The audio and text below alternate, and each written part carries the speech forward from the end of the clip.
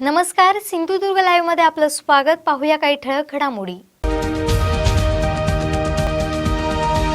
हेडलाईन्सचे प्रायोजक आहेत metropolitan institute of technical and management. कणकवलीत बॉयलर कोंबड्यांची धुळवड। नगराध्यक्ष संजू परवांनी दिली सावंतवाडी आठवडा बाजाराला भेट। फिरत्या व्यापाऱ्यांनी मानले आभार। आणि जिमखान्यावरचा आठवडा बाजार उधळून लावू, शिवसेना स्टाईल दाखवून देऊ, शिवसैनिकांचा पालिका प्रशासनाला इशारा।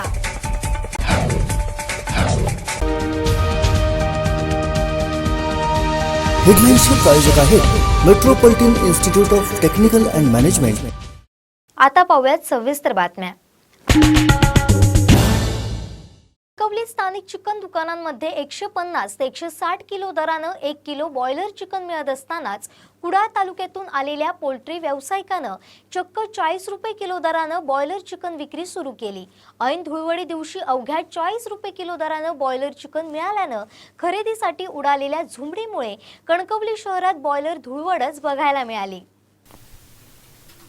सध्या कोरोना व्हायरसचा धसका सर्वांनीच घेतलाय। चिकन आणि मटणातून कोरोना व्हायरसचा संसर्ग होत असल्याच्या अफवांमुळे चिकन मटणचे दर अक्षरशः गडगडलेत। असे असले तरी सिंधुदुर्गात मात्र किरकोळ चिकन विक्री अद्याप 150 ते 160 रुपये किलो दराने सुरू आहे। कणकवली ही याला अपवाद नाही, पण मंगळवारी सकाळीच शहरातील डीपी रोडवर बॉयलर कोंबड्या भरलेला एक टेम्पो आला आणि चक्क 40 रुपये किलो दरानं चिकन विकायला सुरुवात केली। अवघ्या 40 रुपये किलो दरानं बॉयलर कोंबडी मिळत असल्याची खबर कर्णोपकर्णी झाली आणि खरेदीसाठी एकच झुंबड उडाली।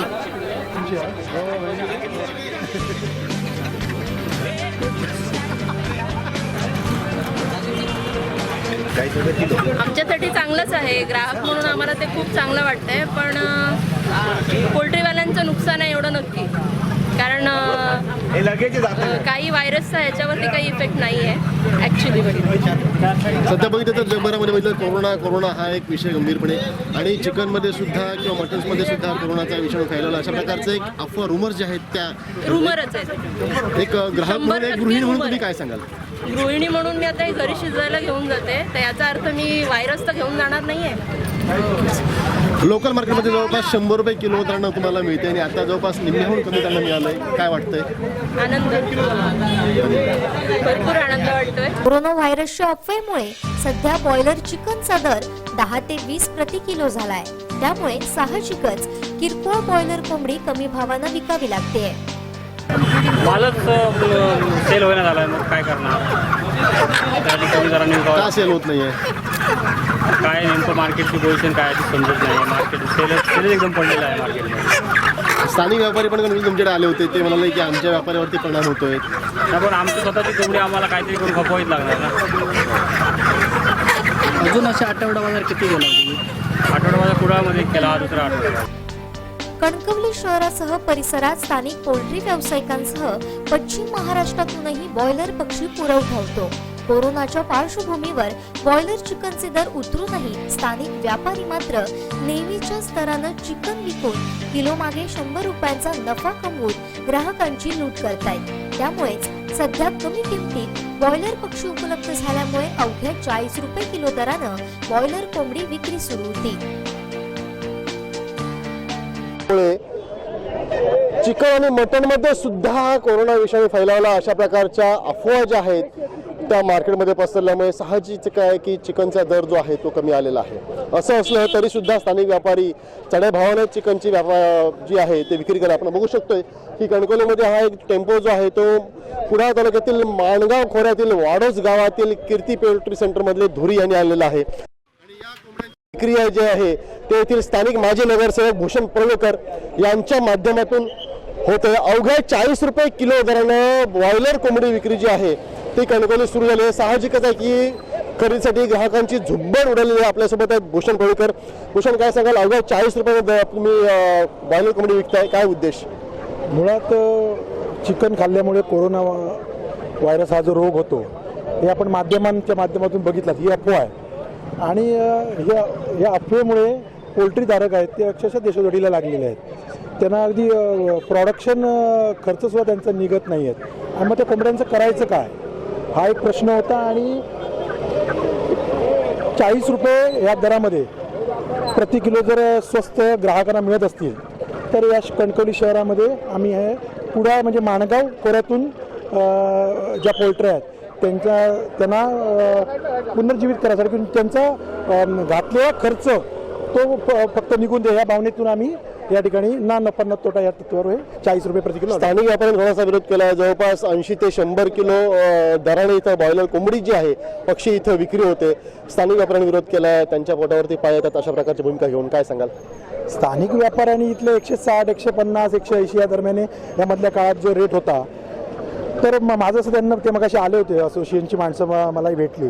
मग माझं असं त्यांना म्हणणं होतं की आपण हे 40 रुपये दर आहे तर फार तर आणखी काहीतरी कमी करूया. त्यांना पोल्ट्रीवाल्यांनाही 4 पैसे मिळतील तुम्ही घ्या आणि ग्राहकांना एक 70-80 रुपयाच्या किलोप्रमाणे विका असं त्यांना मी विनंती केली होती.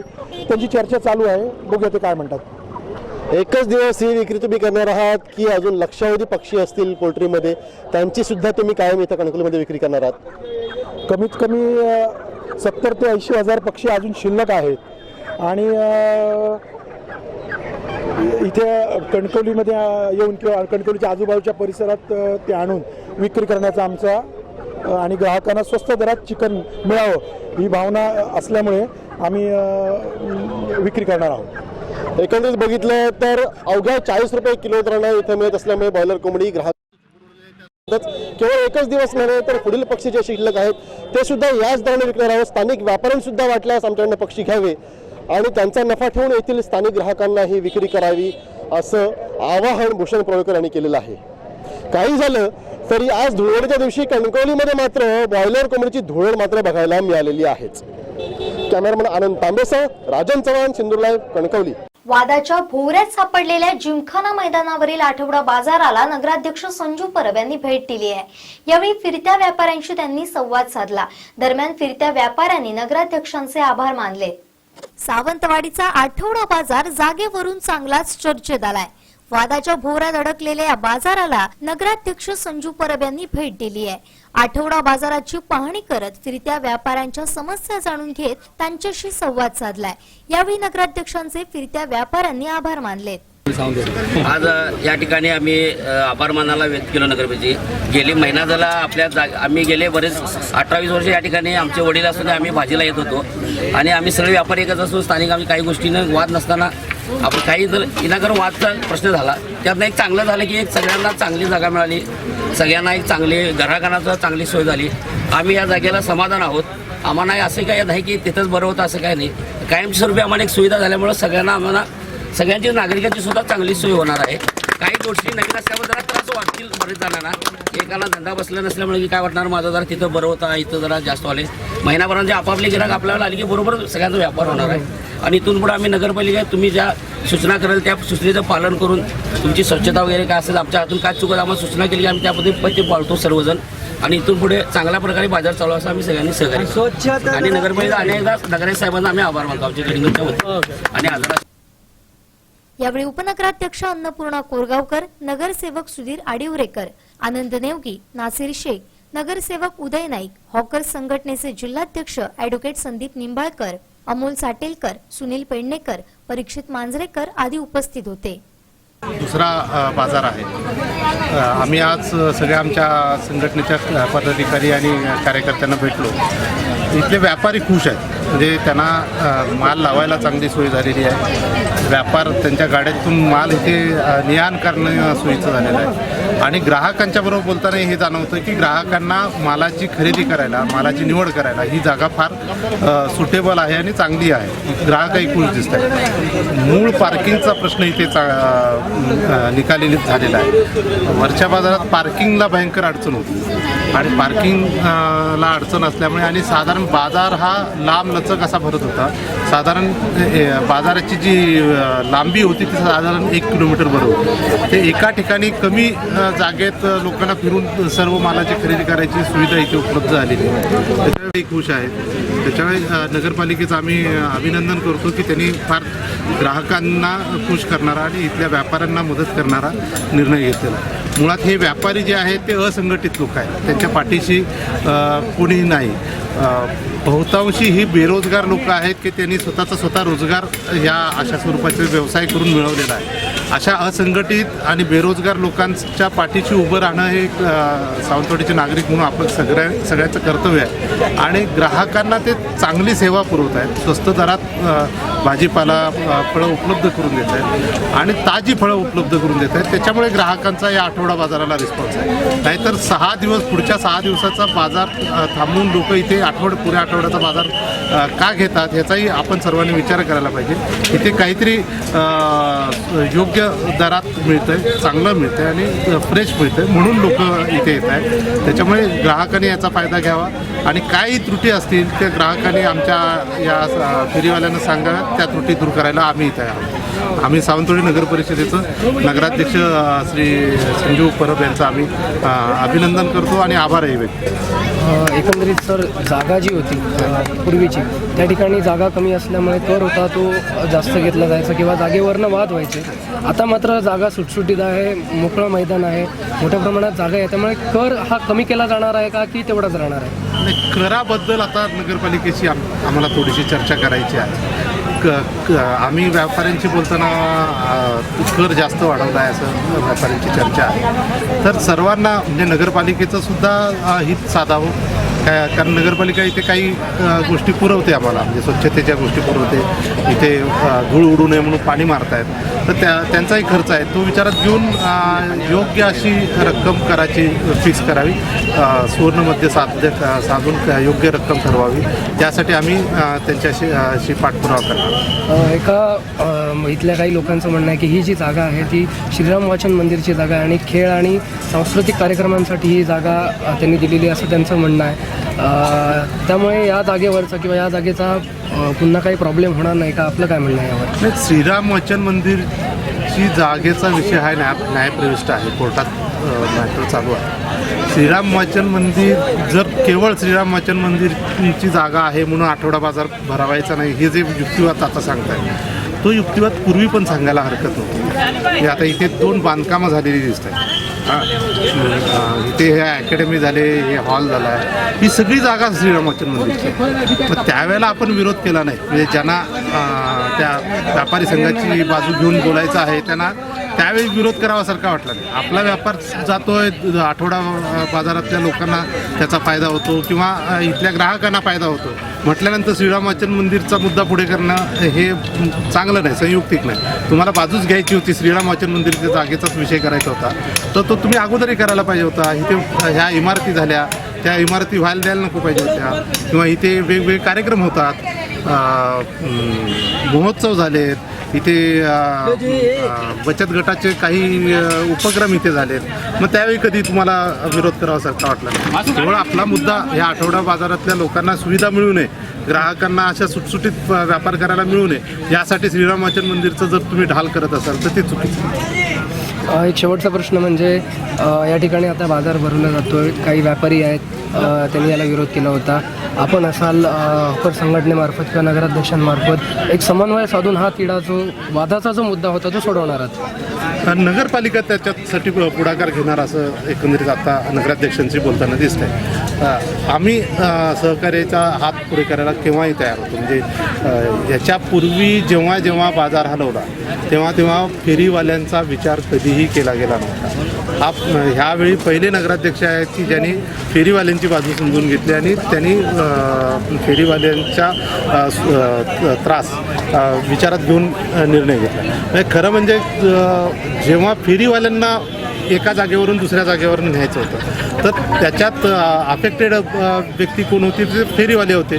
मग त्यांना कधीच विचारात घ्यायचं नाही आणि ज्यांना हलवायचं नाही त्या जागेवरनं ते सांगतील ती गोष्ट करायची, हा सुद्धा ॲप्रोच चुकीचा आहे. सगळ्यांची चर्चा करून निर्णय घ्यायला पाहिजे हे बरोबर, पण जे असंघटित आहेत, जे गरीब आहेत, ज्यांच्या पाठीशी कोण नाही त्यांचं काहीच ऐकायचं नाही.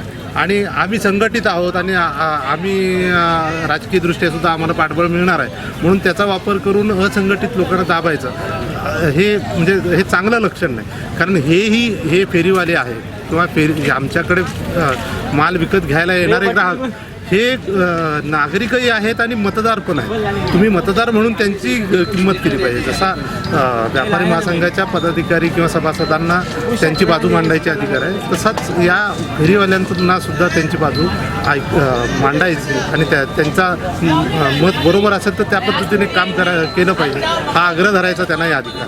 जिमखान्यावर भरवलेला आठवडा बाजार ठराव न करता भरवला गेलाय. आजचा बाजार झाला तरी पुढचा होऊ देणार नाही. होळी सण असल्यानं शांतता भंग होऊ नये म्हणून आम्ही शांत आहोत.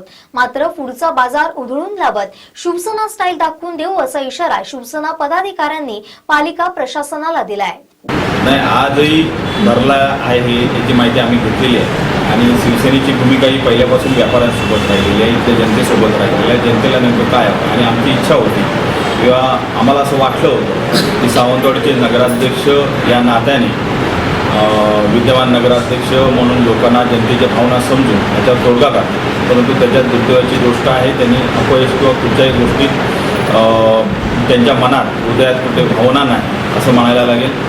आणि मला वाटतं त्याच्यामुळे आम्ही आज निर्णय घेतलेला आहे आणि या संदर्भातच आपल्याला इथं बोलवलेलं आहे की याच मंगळवारी खऱ्या अर्थानं होळीचं सण आहे आणि सणासुदीचे दिवस असताना शांत शहर आहे, कुठे शांतता बिघडू नये याच्या खातीर आजच्या मंगळवारी आम्ही कुठच्याही तऱ्हेचं आंदोलन अथवा कुठच्याही तऱ्हेची भूमिका आम्ही घेतलेली नव्हती, परंतु पुढच्या मंगळवारी नक्कीच मंगळवार बाजार हा आम्ही तिथे बसायला व्हायला देणार नाही, कारण हा पुढचा अवैध व्यवसाय तिथे बसवलेला आहे. कारण कुठचाही ठराव नसताना अवैधरित्या तिथे बाजार मांडण्याचं काम नगरपालिकेने केलेलं आहे आणि ते हाणून पाडण्याचं काम पुढच्या मंगळवारी आम्ही शिवसेना स्टाईलने करून दाखवतो. अशा रीतीने अचानकपणे आकताईपणा करून एकेखोरपणा करून जो आठवडा बाजार हा बाजाराच्या ठिकाणी होता, मग तो आधी गांधी चौकात होता, मग उभा बाजारात होता, बरोबर, तो शिफ्ट करून जिथे क्रिकेट खेळलं जातं त्या ग्राउंडवर असा बाजार भरवणं हे हास्यास्पद आहे आणि अवैध आहे, बरोबर. दुसरी गोष्ट, या नगर परिषदेची सभागृह आहे की नाही, आम्ही सभागृहातले नगरसेवक आहोत, त्यांना विश्वासात घेणं किंवा तिथे चर्चा घडवणं हे लोकशाही प्रक्रिया आहे. या पूर्णपणे लोकशाही प्रक्रियेला बाजूला सारून एकेकोरपणा दाखवण्यात आला. बरं, हा प्रश्न आहे. आता आपण मार्चमध्ये आहोत, एप्रिल मे जूनमध्ये जेव्हा पाऊस यायला लागेल तेव्हा पुन्हा बाजार म्हणजे विंचवाच्या पाठीवरचं घर आहे का, तो बाजार पुन्हा कुठे तिसरीकडे नेणार, मग चौथीकडे नेणार, असं कधी असत. आज सिंधुदुर्ग जिल्ह्यात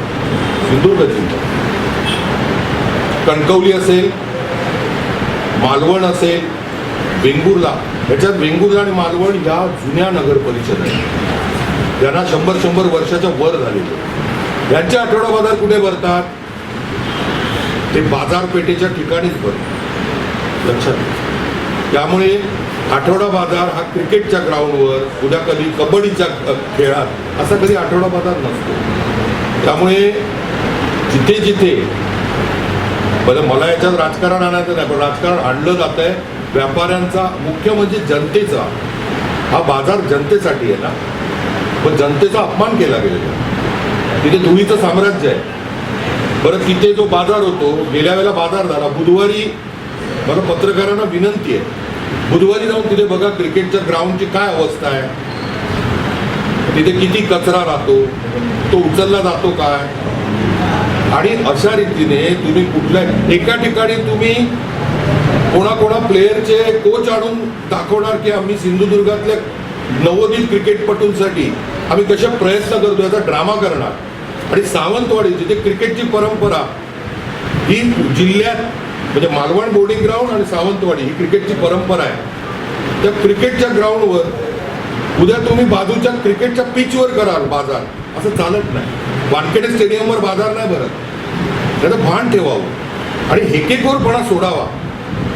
त्यामुळे मला असं वाटतं बाजार हा बाजाराच्या ठिकाणी गांधी चौकात व्हावा, त्यासाठी नियोजित वेळ द्यावी आणि त्यासाठी कचऱ्याचा जो महत्त्वाचा, आम्ही आता इंदूरला जाऊन आलो सर, तिथे एक खास उल्लेख करतो, इथे सर्व नगरसेवक आहेत, सराफा बाजार म्हणून आहे, पारंपरिक, ते पण संस्थान होतं, संस्थानकालीन बाजार आहे. त्या बाजाराच्या म्हणजे ज्वेलर मार्केटमध्ये मोठं आहे, आपल्यापेक्षा खूप मोठं. तिथे दररोज रात्री 11 ते 5 हे अख्ख्या भारतात प्रसिद्ध असलेला चाट आणि त्याचा सेंटर लागतं. 1-2 नाही, शेकडो. पण तिथे स्वच्छता इतकी ठेवली जाते की त्याच सकाळी पहाटे तिथे सगळं क्लीनअप होतं आणि म्हणून इंदोरला क्रमांक 1 मिळाला. आम्ही तिथून ऊर्जा घेऊन आलोय. आणि हे काय दिसतंय तर आपल्या क्रिकेट ग्राउंडवर कचरा करणार, बाजार इकडून तिकडे, असं चालत नाही. तर बाजार गांधी चौकातच व्हायला लागेल. त्यासाठी आम्ही लोक चळवळ उभी करू, म्हणजे आम्ही आंदोलन करूच, पण सावंतवाडीतल्या जनतेला, सामान्य नागरिकाला काय वाटतंय ह्याचा पण कानोसा आहे आणि तो पत्रकार बंधूंनी पण घ्यावा. सगळीकडे चर्चा ही आहे. अशा रीतीने बाजार इकडून तिकडे नेणं हे पूर्णतः चुकीचं. सांगतो, तिथे नगरसेवक आहेत. काल आम्हाला पत्रक आलं, बुधवारी सकाळी 10 वाजता सभागृहात याच विषयावर मीटिंग, लगेच पत्रक आलं शुद्धीपत्रक. ही शुद्धीपत्रकाची नवी प्रथा जानेवारी महिन्यापासून सुरू झाली आहे. पुन्हा आलं मीटिंग रद्द, म्हणजे चर्चाच रद्द करताय. मग पळताय कुठे? माझा नगराध्यक्षांना हा सवाल आहे, हे असल्या गोष्टी करू नये, विधायक कामं करावी. तुम्हाला जनतेतून निवडून दिलंय, अभिनंदन, पण तुम्ही चर्चेसाठी सभागृह बोलवलेलं ना मॅडम, बोलवलेलं ना, आणि लगेच 2-3 तासात पत्रक येतं की सभा रद्द केली. म्हणजे चर्चा नको आहे. आणि सभागृहात निर्णय झाल्याशिवाय असे महत्त्वाचे निर्णय घेणं हे लोकशाहीचा अपमान.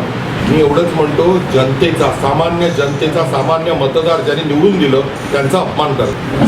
हा पुण्यश्लोक बापूसाहेब महाराजांच्या म्हणजे संस्थान काळानंतर आपलं जे वाचन मंदिर आहे, श्रीराम वाचन मंदिर, हे 1852 मध्ये स्थापन झालेलं आहे. तर तो सगळा परिसर हा वाचन मंदिराला देण्यात आला.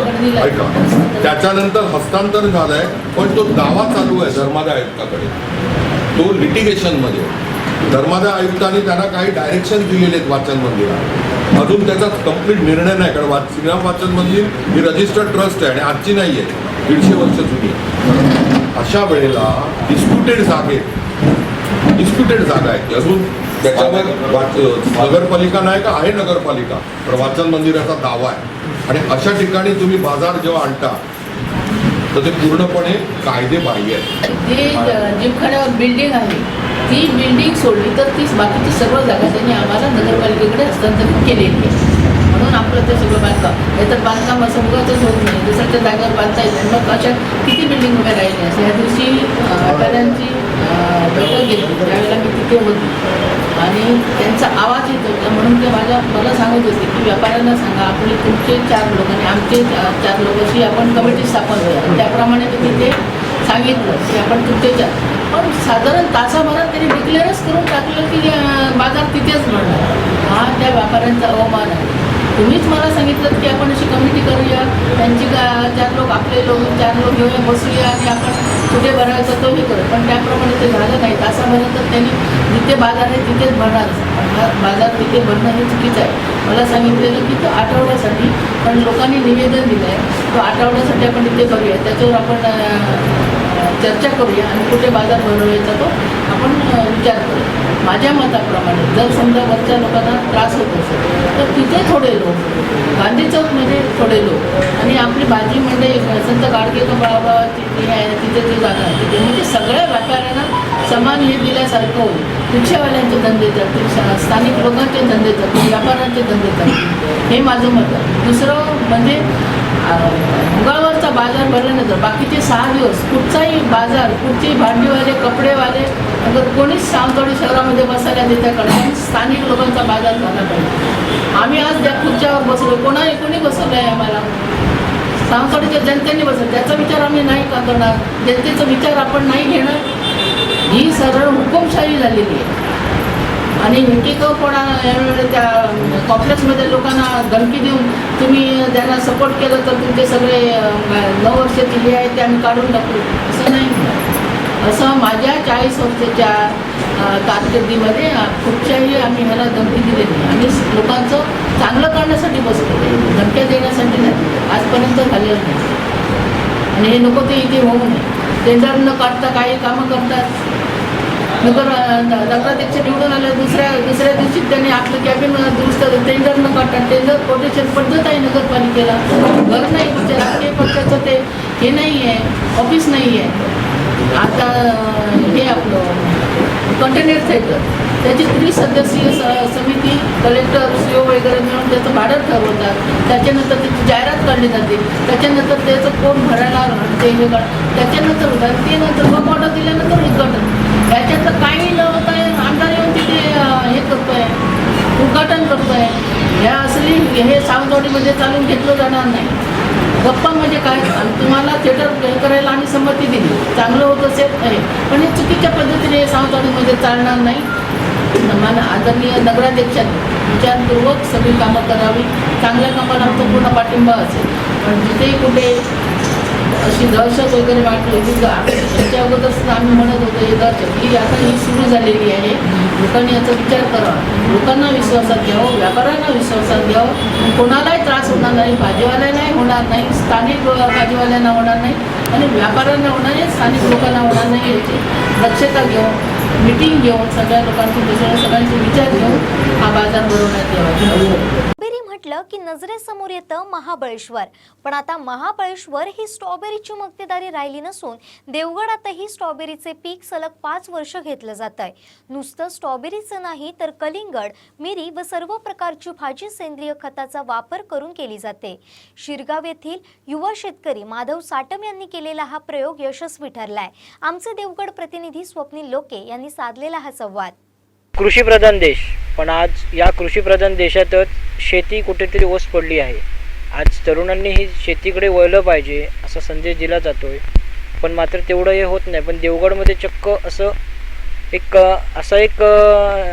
एक महादेव साटम या युवकाने एक असा प्रयत्न केला आहे की महाबळेश्वर म्हटलं की स्ट्रॉबेरी हे पीक आपल्याला परिचित आहे, पण चक्क देवगडमध्येही महाबळेश्वरमधलं स्ट्रॉबेरीचं पीक घेतलं जातं आहे आणि तेही चांगल्या प्रमाणात. आपल्यासोबत आहे तेथील महादेव साटम, आपण त्याच्याकडूनच जाणून घेऊया कशा पद्धतीने तू स्ट्रॉबेरीची शेती या शेतमाळ्यात तू पिकवत आहेस आणि कशा प्रकारे त्याला प्रतिसाद मिळतो, काय काय यासाठी तू कष्ट घेतले आहेत. मी गेली जवळजवळ 5 वर्ष स्ट्रॉबेरी रोपं आणून उत्पादन घ्यायचा प्रयत्न करतो आहे. पहिल्या वर्षी राणी या जातीची स्ट्रॉबेरी आणलेली, त्याला मला मल्चिंग पेपरही माहीत नव्हता, म्हणून मी तेव्हा भाताच्या पेंड्याचं मल्चिंग करून ते वापरलं. त्यानंतर म्हणजे चांगलं उत्पादन मिळालं त्यापासून. त्यानंतर दुसऱ्या वर्षी मी 5,000 रोपं आणली. 3 जातीची होती, आपली रानिया होती, दुसरी विंटर होती आणि स्वीट चार्ली होती.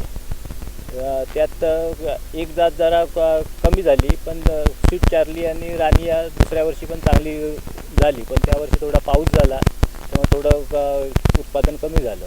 त्यानंतर परत तिसऱ्या वर्षी आणलेली पण ढगाळ वातावरणामुळे जरा कमी झाली. त्यानंतर यंदा परत आणली मी. यंदा रोपं थोडी कमी आणली, पण यंदाच्या टेम्परेचरमुळे त्या सुरुवातीला उत्पादन मिळालं, पण नंतर पाहिजे होतं तसं मिळालं नाही. त्यामुळे पुढच्या वर्षी आता मी शेडनेट करून उत्पादन घ्यायचा प्रयत्न करेन. स्ट्रॉबेरीचं उत्पन्न घ्यायची तुला कशी काय? हां, ते बऱ्याच वर्षापूर्वी म्हणजे एक 10-15 वर्षापूर्वी आमच्या वडिलांनी एक 10 रोपं आणलेली आणि ती घराजवळ आमच्या गार्डनमध्ये लावलेली. त्याला धरली, मग तेव्हा वाटलं की आपल्याकडे ही स्ट्रॉबेरी होईल, म्हणून मग मी स्ट्रॉबेरीची रोपं आणली आणि उत्पादन घ्यायचा प्रयत्न केला. कशा प्रकारे ही रोपं लावली आहे, त्यासाठी कशा प्रकारे जमिनीची नाशवत वगैरे करावी लागते आणि हे हवामान कशा पद्धतीने साधारण या रोपाची हे कोणत्या कालावधीत केली? ती रोपं साधारण नोव्हेंबरमध्ये लावावी लागतात, कारण आपल्याकडे नोव्हेंबर, डिसेंबर, जानेवारी आणि फेब्रुवारी 4 महिने थंडीचे मिळतात. म्हणजे साधारण 31-32च्या टेम्परेचर खाली असतं आपल्याकडे वातावरण, त्यामुळे नोव्हेंबरमध्ये रोपं लावावी लागतात. त्यामुळे पावसाळ्यात ती जमीन रिकामी ठेवावी लागते आणि मग पाऊस थोडा कमी झाला की मग नांगरणी करायची, नंतर बेड तयार करायचे आणि बेडवर मग ठिबक अंतरायचं आणि रोपं लावायची. खरी पद्धत कशी आहे की आधी रोपं लावायची आणि नंतर मल्चिंग पेपर वापरायचं, नंतर साधारण 20-22 दिवसानंतर मल्चिंग पेपर वापरायचा अशी. आणि मल्चिंग पेपर घालायची पण एक वेगळी पद्धत आहे, म्हणजे टेक्निक आहे त्याच्यासाठी. ते आम्ही तिथेच मग महाबळेश्वरला त्या प्लॉटवर काम करून शिकून आलो तिथून. आणि मग आता आम्ही ते तसं वापरतो, ते करतो हे मल्चिंगचं काम. आणि मग त्याच वेळी आधी बेड तयार करतानाच ही आपली सेंद्रिय खतं म्हणजे शेणखत, सेंद्रिय खत, नंतर निंबोळी पेंट अशी खतं तेव्हाच वापरायची. आणि मग मायक्रोन्यूट्रन्सनी साधारण 10-12 दिवस झाले म्हणजे रोपं सेट झाल्याच्या नंतर मायक्रोन्यूट्रन्स तुम्हाला रासायनिक खतं द्यायची असतील तर ती वापरता येतात. आणि मग चांगली वाढ झाली अशी वाटली की मग 20-22 दिवसानंतर मल्चिंग पेपर वापरायचा. आपल्याकडे आधी वातावरणाची, त्यानंतर आमच्या शिरगावच्या पाण्याची आणि जमिनीची पण चव वेगळीच आहे. म्हणजे आपल्याला हापूसवरून ती समजतेच आहे. त्याच याने स्ट्रॉबेरीलाही चव जरा वेगळीच आहे आपल्या इकडच्या. आणि आम्ही आता देवगड तालुक्यात म्हणजे बीच फेस्टिवल होतो किंवा आमच्या शाळेत इकडे हे होतो फूड फेस्टिवल होतो, त्याच्यात मिल्कशेक किंवा स्ट्रॉबेरी मिल्कशेक, नंतर हे स्ट्रॉबेरी विकून तो व्यवसाय होऊ शकतो, चांगलं होतं. आणि अगोदरच ऑर्डर येतात याच्यासाठी स्ट्रॉबेरीसाठी. स्ट्रॉबेरी बरोबर तो आणखी कोणत्या कुठे कुठे साधारण किती आणि कुठल्या ह्याच्यात कुठल्या प्रकारची शेती करतो? इकडे मी स्ट्रॉबेरी बरोबर कलिंगड, नंतर आता व्हेजिटेबल मॉल केला आहे, नाचणी आहे, बेबी कॉर्न केलेला. कलिंगडाचं मोठं उत्पादन घेतो मी. आणि माझी कलिंगड प्रसिद्ध आहे देवगड तालुक्यात. खास लोक येऊन घेऊन जातात इथून, कारण चव चांगली असते. आणि मी एकही फवारणी करत नाही कीटकनाशकाची त्याच्यावर, त्यामुळे चांगली खपतात ती. हां, नॅचरल आहे. आता भाजी पण केली आहे ती एकदम नॅचरल आहे, त्याला काहीच हे नाही, म्हणजे खत नाही की हे नाही, आपली फवारणी नाही कसली. समजा आज हे तरुण वर्ग जो आहे बऱ्याच शिक्षण झालं की तरुण नोकरीसाठी मुंबईच्या ठिकाणी जातो.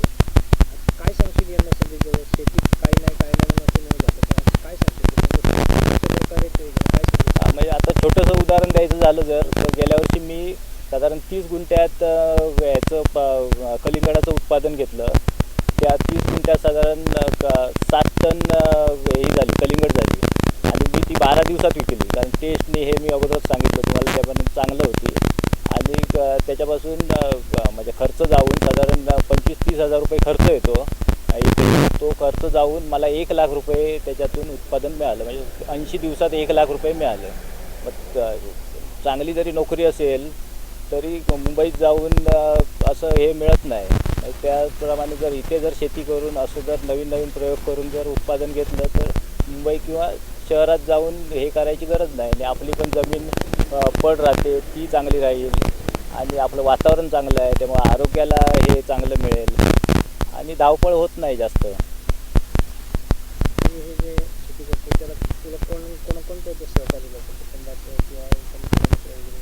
हां, म्हणजे आमच्या अगोदर लहानपणापासूनच आम्हाला आमच्या वडिलांनी म्हणजे वडील माझे आजोबा आमचे एकत्र कुटुंब पद्धतीवर त्यांचा जास्त विश्वास, त्यामुळे आजोबा पण एकत्र राहिले. त्यानंतर वडील आमचे एकटेच होते. त्यानंतर आम्ही आता भाऊ एकत्र आहोत, त्यामुळे आमची सगळी फॅमिली शेतात काम करायला कधी पण तयार असते आणि करतात कामं, त्यामुळे सोपं होतं. त्यामुळे एकत्र कुटुंब पद्धतीने जर आपण राहिलो तर खूप त्याचे फायदे होतात. सेंद्रिय पद्धतीने केली जाणारी शेतीतून खूप उत्पन्न मिळू शकते. आताच माधवने सांगितलं 80 दिवसात जवळजवळ खर्च सगळा वगळता मला 80 दिवसात 1 लाखाचं उत्पन्न यातून मिळालं.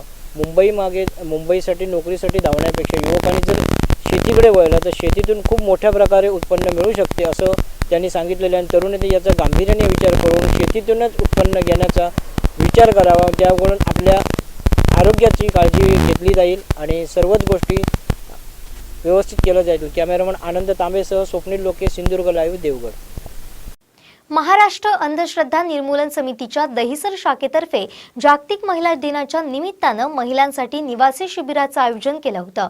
स्वतःला वेळच न देणाऱ्या नोकरी व कुटुंब यात कसरत करत स्वतःला मात्र विसरून गेलेल्या महिलांनी किमान 2 दिवस तरी सगळ्या जबाबदाऱ्या विसरून फक्त स्वतःसाठी जगावं हा या शिबिराचा हेतू होता.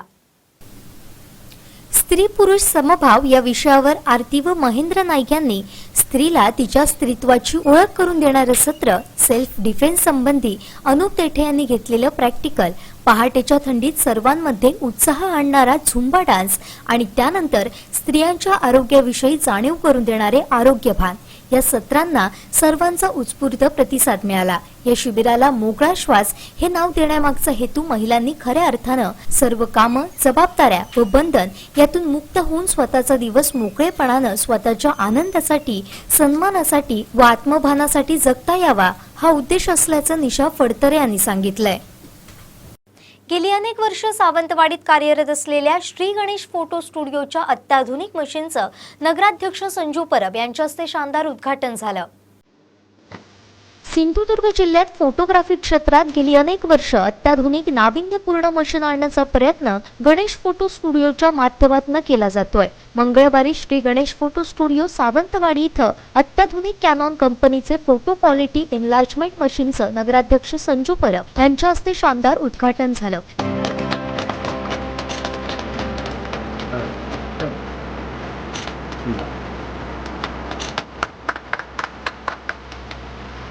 त्यामुळे आता फोटो एनलार्जमेंटसाठी मुंबई, गोवा, कोल्हापूर सारख्या ठिकाणी जायची गरज नाहीये. फोटो स्टुडिओचे मालक सुनील कोरगावकर यांनी आपल्या अत्याधुनिक मशीनच्या माध्यमातून ही सेवा श्री गणेश फोटो स्टुडिओत उपलब्ध केली आहे. या मशीनवर कॅनव्हास प्रिंटिंग, व्हिनल प्रिंटिंग, बॅकलेट प्रिंटिंग, मट फिनिश प्रिंटिंग अशा खूप व्हरायटी उपलब्ध आहेत. त्याचबरोबर 4 फूट एनलार्जमेंट नकाशे, बिल्डिंग प्लॅन यांचे कलर प्रिंट मिळणार आहेत. यावेळी नगरसेवक सुधीर आडिवरेकर, माजी नगरसेवक महेश देऊळकर, दिलीप वाडकर, परीक्षित मांजरेकर, संजय नारळे, श्री गणेश फोटो स्टुडिओचे मालक सुनील कोरगावकर, सुरेश कोरगावकर, मॅनेजर पप्पू नाईक आदी उपस्थित होते. मला आज जवळजवळ सावंतवाडीत येऊन जवळजवळ 40 वर्षापूर्वी झाली गणेश फोटो स्टुडिओला, आणि नवीन काहीतरी फोटोग्राफीत आणायची माझी इच्छा असते. नवीन काहीतरी आलं फोटोग्राफीत का मी ते पहिलं घेऊन येतो सावंतवाडी शहरात आणि लोकांची सोय करतो. लोकांना गोवा, बेळगावला जाण्याची गरज नाही, ते इथे आमच्याकडे सर्व मिळते करून. ही आता आमची लेटेस्ट मशीन आहे. ह्याच्यामध्ये तुम्हाला vinyl, photo printing, glossy printing, canvas, तसेच स्कॅड प्रिंटिंग वगैरे होते. ते मॅप वगैरे प्रिंटिंग होतं. त्याच्यामुळे कसं बाहेर लोकांना जायची गरज नाही, गोवा, कोल्हापूर वगैरे. ते आता तुम्हाला अर्जंटमध्ये आम्ही देऊ शकतो इकडे. त्यामुळे ही सुविधा कस्टमरला चांगली झाली. म्हणजे लोकांना फास्ट सर्व्हिस मिळते, हे आमचं मेन वेटिव आहे. त्याच्यामुळे कसं कस्टमरचा फायदा होतो, लांब जाऊन प्रिंट आणायची गरज नाही. तसेच आमची आता दुसरी मशीन पुढच्या महिन्यात पण येणार आहे. त्याच्यात कसं ही प्रिंट मोठी काढून त्याची लॅमिनेशन करून दीर्घकाळ टिकण्यासाठी तुम्हाला आणखी जम्बो झेरॉक्स प्लस ती लॅमिनेशन अशी मशीन येणार आहे. दीर्घकाळ टिकण्याची फोटोग्राफी तुम्ही सगळ्या गिरायकांनी फायदा घ्या. तसेच त्याचे लॅमिनेशन आम्ही तुम्हाला लवकर उपलब्ध करून त्याचाही तुम्हाला फायदा करून आम्ही देऊ. 21व्या शतकातील सावित्रीच्या लेकींनी अनिष्ट रूढी परंपरांच्या जोखडातून मुक्त व्हावं असं आवाहन कवयित्री तथा लेखिका सरिता पवार यांनी केलंय. क्रांतिज्योती भगिनी मंडळ सिंधुदुर्ग ओरोसच्या वतीनं राज्य सरकारी कर्मचारी पतसंस्थेच्या सभागृहात जागतिक महिला दिनानिमित्त आयोजित कार्यक्रमात पवार यांनी उपस्थितांना मार्गदर्शन केलं. 150-200 वर्षापूर्वी सावित्रीबाई फुले यांनी घराच्या उंबरट्याबाहेर टाकलेलं पाऊल आज कल्पना चावलाच्या माध्यमातून अवकाशाला गवस निघालते. क्रांतीसूर्य ज्योतिबांची भक्कम साथ मिळाल्यामुळेच सावित्रीबाई भारतातील पहिल्या शिक्षिका, मुख्याध्यापिका होऊ शकल्या. आजच्या स्त्रियांनी समाजभीतीचं दडपण झुगारून धार्मिक कर्मकांड, अस्पृश्यता, स्त्री समानता, महिलांची आर्थिक आणि सामाजिक समृद्धी, अंधश्रद्धा याबाबत लेखिका पवार यांनी परखड मत व्यक्त करतानाच अनिष्ट रूढी परंपरा स्त्रियांनी स्वतः पुढाकार घेऊन झुगारायला हव्यात असं आवाहन केलंय.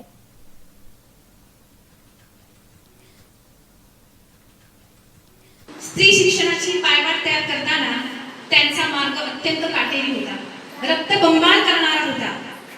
त्या माऊलीने त्या जिव्हेना वेदना सोसल्या, म्हणूनच आज आम्ही गुळगुळीत अशा हायवेवरून, हमरस्त्यावरून प्रवास करतो आहोत.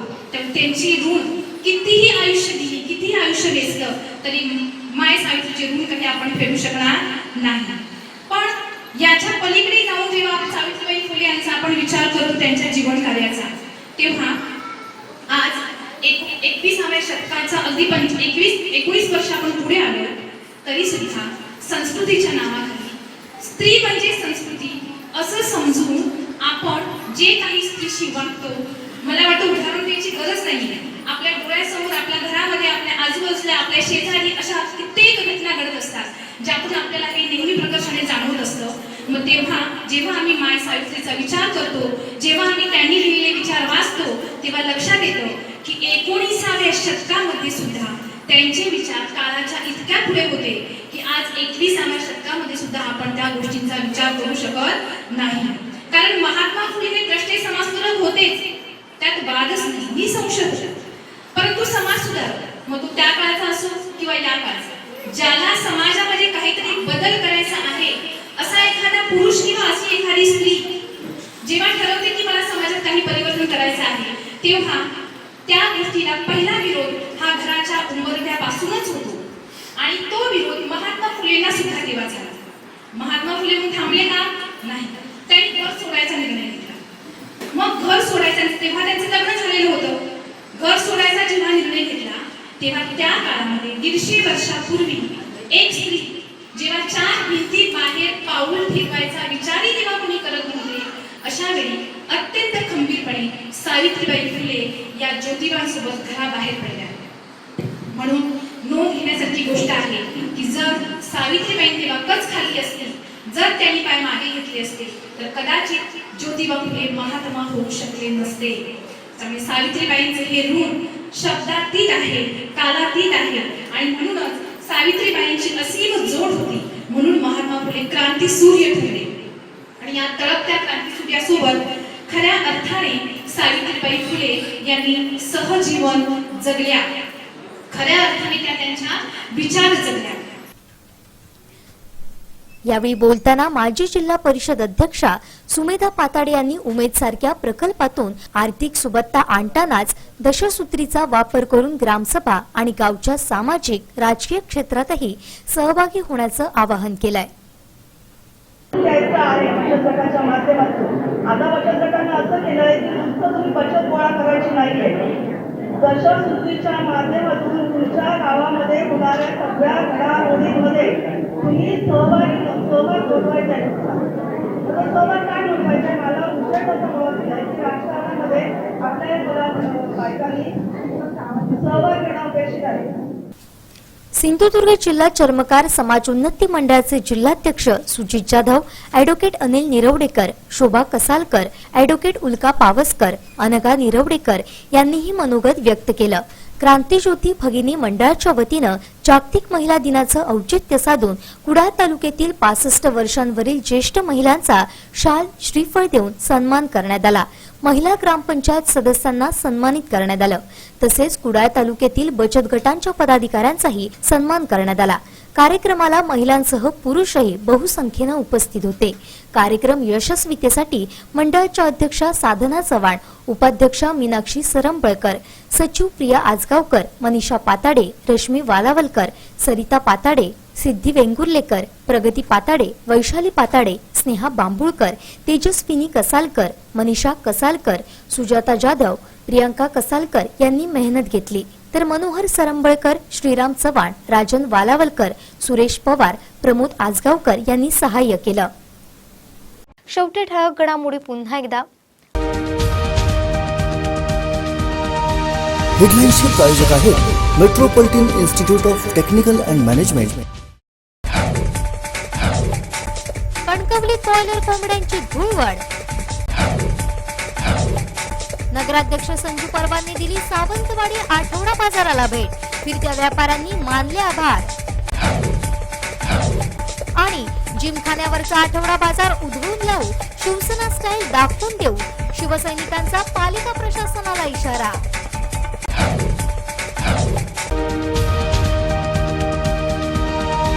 हेडलाईन्सचे प्रायोजक आहेत metropolitan institute of technical and management. आता इथेच थांबूया. ताज्या घडामोडींसाठी पाहत राहा बदलत्या कोकणचा बुलंद आवाज सिंधुदुर्ग लाईव्ह. नमस्कार.